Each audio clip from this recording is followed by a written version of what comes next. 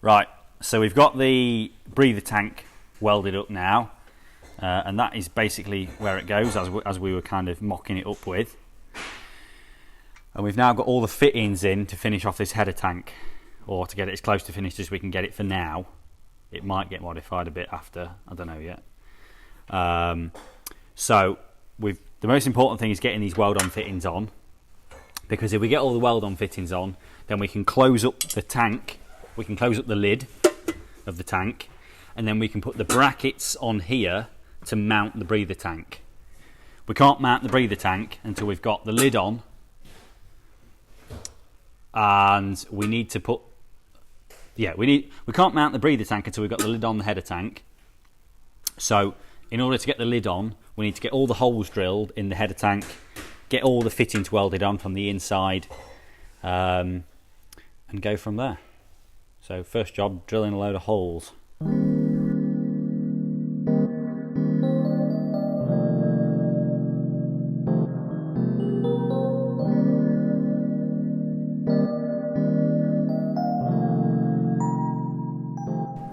Right, got the lid of the tank welded on now and got it bolted back on.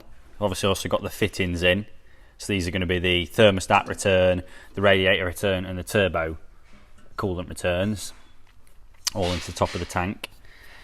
So now it's a case of mounting the breather tank off of the header tank and then mounting it back down to the slam panel down here. So we're going to do that with just some fittings welded onto the top of the breather tank. So we'll weld them on there like that, and then we'll have some tabs coming off the header tank which actually bolt onto there and keep it in position.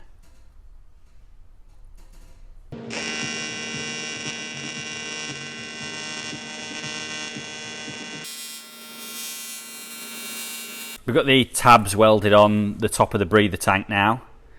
The little bosses, sorry, and then the tab welded on top of the header tank.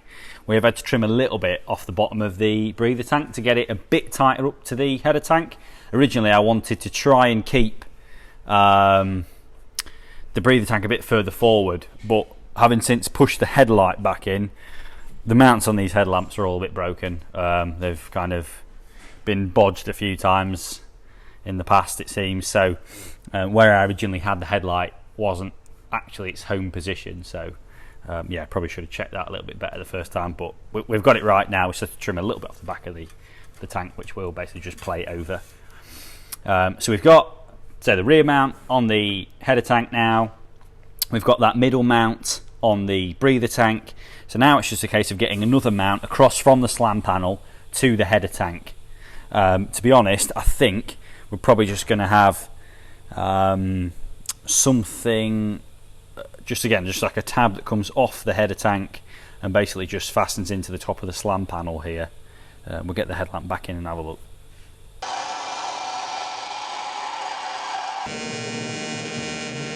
So we've got the next bracket on now.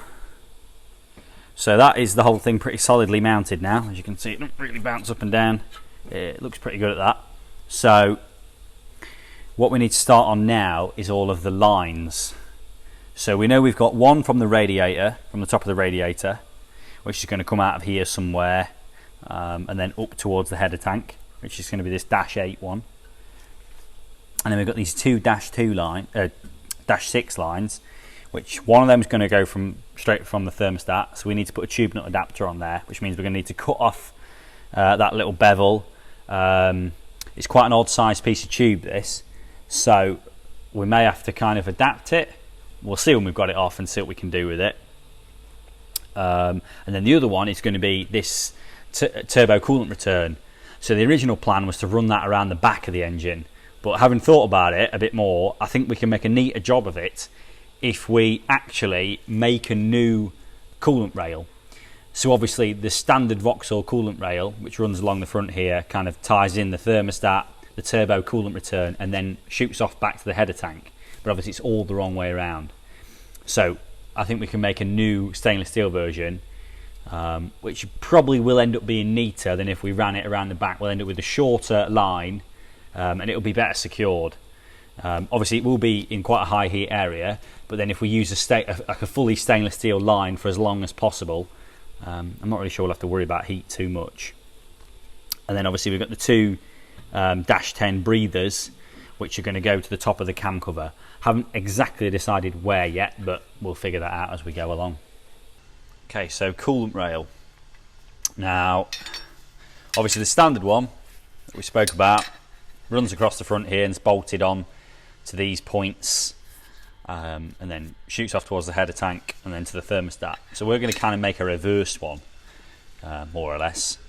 So what we've got two tabs drilled, roughly cut out onto the engine block there, and I've got a piece of tube which I've kind of bent and obviously not really cleaned it up yet even, just to see if it looks like it's going to work, and it looks like it's going to be pretty good, to be honest.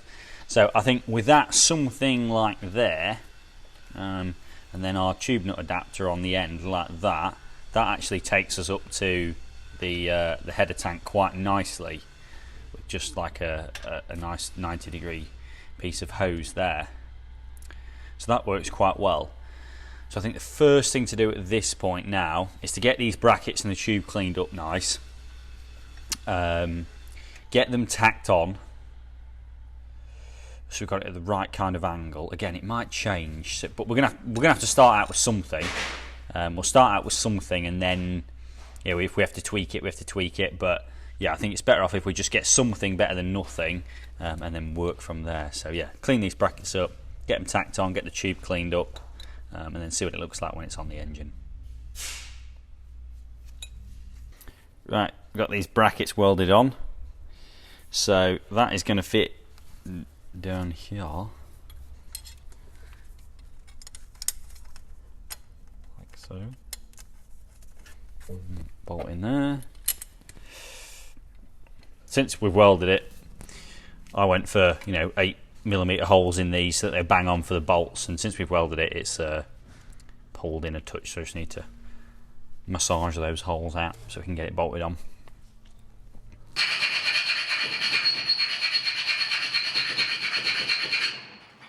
So we got those holes tweaked out a bit, and we got this whole bar welded on.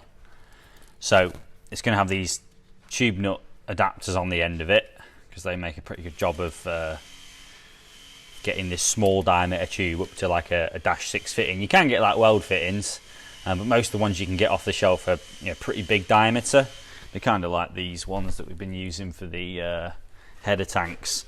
So it makes a bit of a... They just don't work out quite as neat to weld up. So yeah, we're just trying to work what we can get off the shelf so we can speed the whole process up. So that'll go something like that, and then we're going to have a hose which is going to come around here and up to the header tank here, and then we're going to have another tube nut on the end, and that's going to have another bend which comes around and then onto the turbo here. So it's time to get these tube nuts fitted and mounted on there properly with the olives in, so they're obviously watertight, and then we can make some hoses up, cut some hose down, and get these fittings made up properly.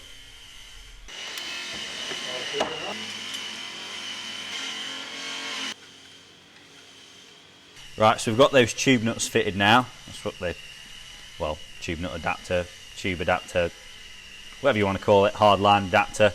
They've got several names. Jeffrey, you can call it Jeffrey. We've got our Jeffreys fitted. So we're going to have a 45-degree bend off the top of here, and then we just want a piece of hose to loop around. Now, we've also going to have a tube nut hardline adapter, a Jeffrey, on top of here. So that hose is probably going to be looped round a bit more. So I'm going to go for putting this one to here, joining these two up, and then that one and that one get joined up. That's what I'm going to go for. So yeah, we'll see what pieces of hose we've got to go in here. We might have some offcuts. It's only a short piece that we need, and we'll see what we can come up with. So moving on from the other end of this coolant rail, we've got this one under here which we've just fabricated.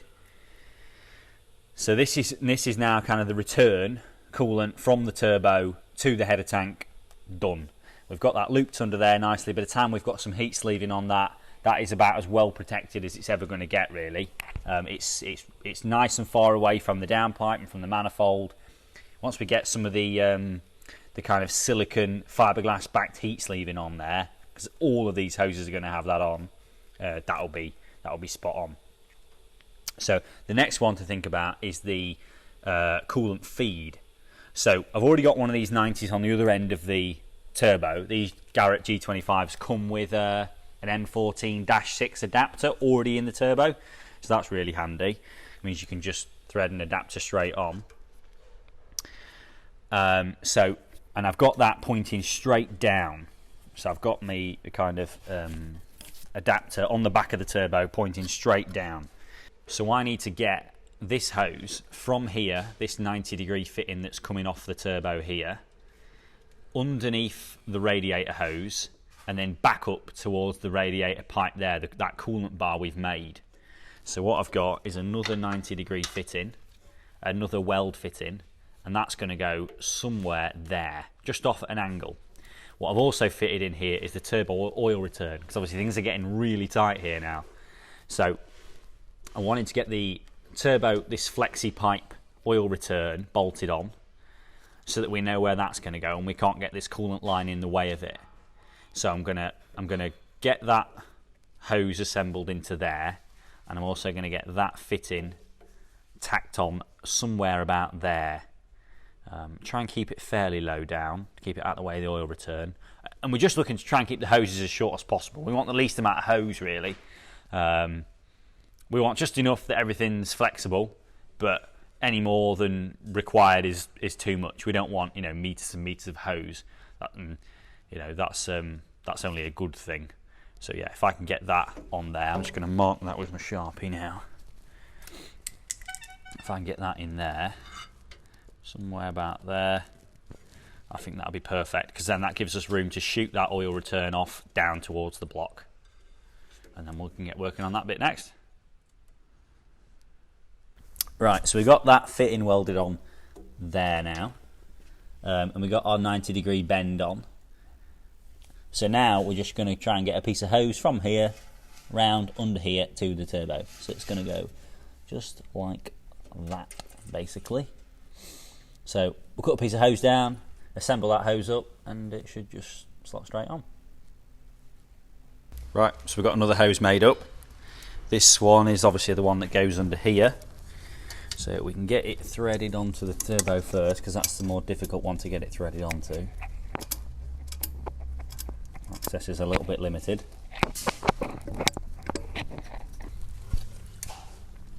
That's got that onto there. That's just finger tight for now. So I'm just going to line that up on there. Thread that up. And these threads can be quite fragile. So what I would normally want to do is put a little bit of lubricant on them.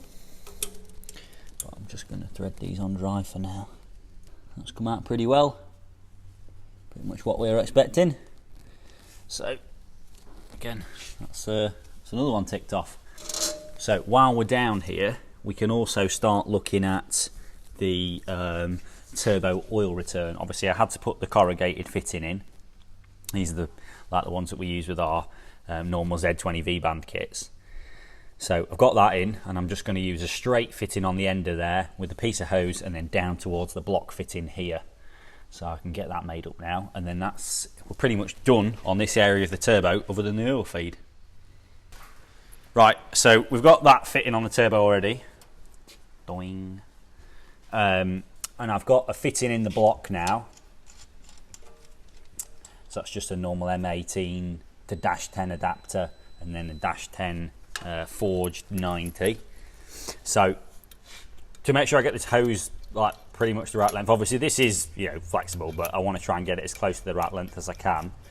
I'm just going to thread that on there, because obviously that takes up a bit of the length in the hose to get it roughly where it wants to be. And then I'm just going to look across here and then just look at how much of that hose I want to be trimming off. So it looks like Let me trim it off about there. Should be able to get that with a Sharpie. It's usually not the most obvious, but it's good enough to... somewhere about there will do it. Yeah, so we'll cut that down, put the other fitting on, and then that's the oil return done as well. Another hose assembled. So this should hopefully just fit straight on. Put it on this end first, probably a bit easier.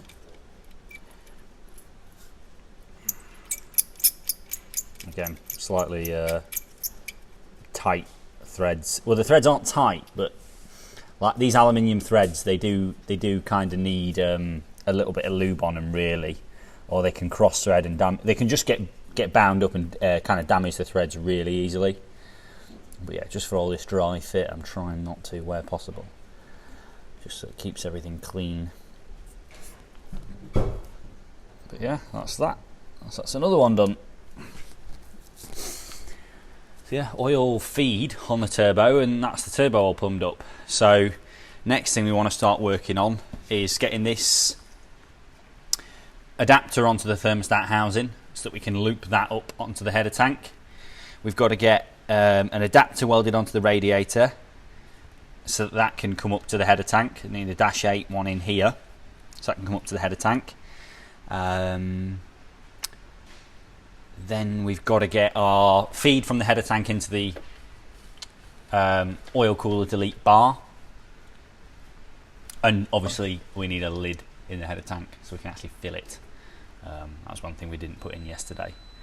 So yeah, if we can get a lid in, yeah, that's the coolant system pretty much sorted.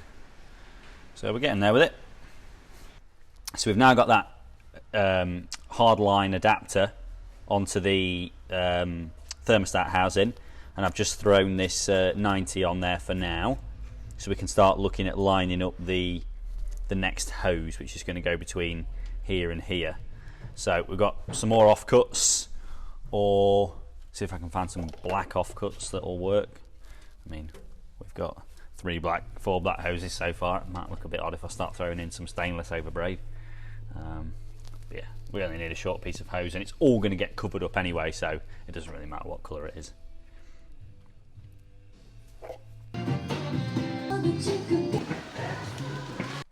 Right, so we've got this one on now, this one on the thermostat. Quite a simple one, obviously, once we've got the adapter on. So the last one we need to do on this side now is going to be getting from the top of the radiator back up to the header tank. So I've popped the scoop back in and the intercooler back on to try and figure out what's going to be the easiest route. So I'm pretty much sure that if I just weld a fitting about here on the top, and then with a 30-degree bend straight off the radiator, I should be able to then loop that up towards the header tank. So I'll just, yeah, we'll get some fittings and have a play with that.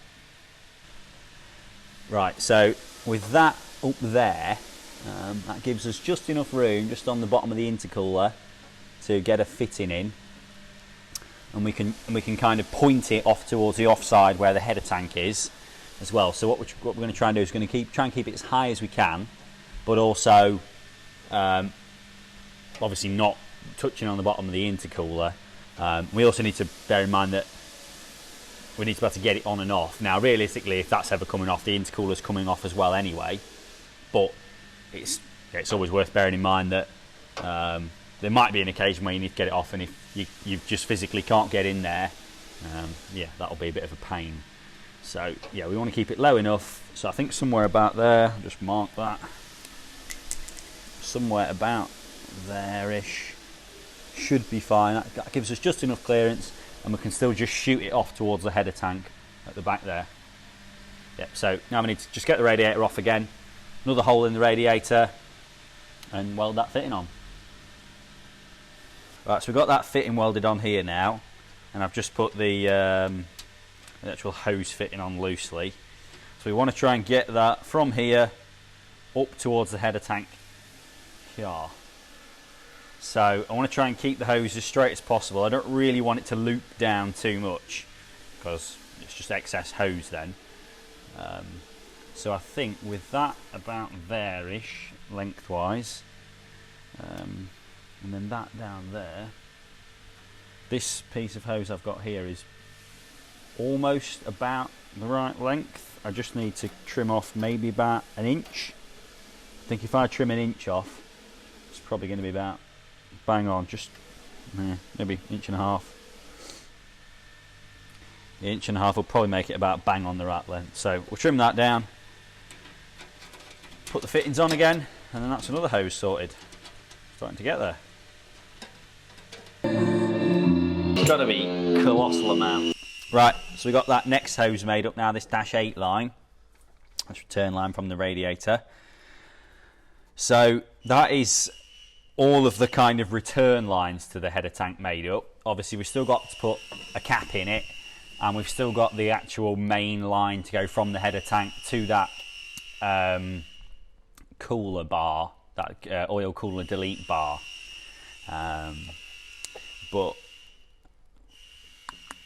So the next thing we probably need to start looking at is that. So that return line from the header tank to that oil cooler delete bar. Now I'm hoping that's just going to sit in this corner underneath, and then it's going to run, I'm kind of hoping, straight out of the side here, and then either poke down under the inlet manifold and in, or over the top of the inlet manifold and through one of the port. I mean, it'd be better if it went under. I think there's just enough clearance to get it under, with a load of heat sleeving on, rather than kind of strapping the inlet manifold to the engine because of the line. So yeah, it's probably a much better idea to try and get it under the inlet manifold if we can. I'm pretty confident we can. So yeah, we can start working on that next. Right, so we've got this line on now on this fitting, and that fits in there nicely. Got good clearance on everything, which is what you want, obviously. So now the next thing to start thinking about is, we still need a cap in here yet, obviously. We need somewhere to actually be able to fill it. And then we also need that line that goes from the kind of underside of the tank, like the fill line, to the oil cooler delete bar.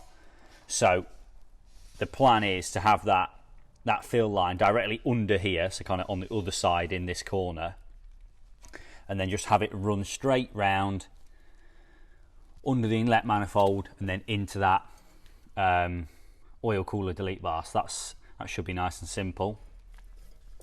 So yeah, we can get that done and put the cap in, which again, another easy job, just bang a hole in it wherever we want really and put the cap in.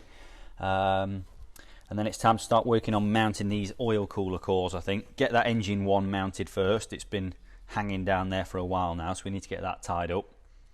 And then the gearbox one for the other side. So we'll get started on that next time. Thanks for watching. If you like the video, give us a thumbs up, and we'll see you next time.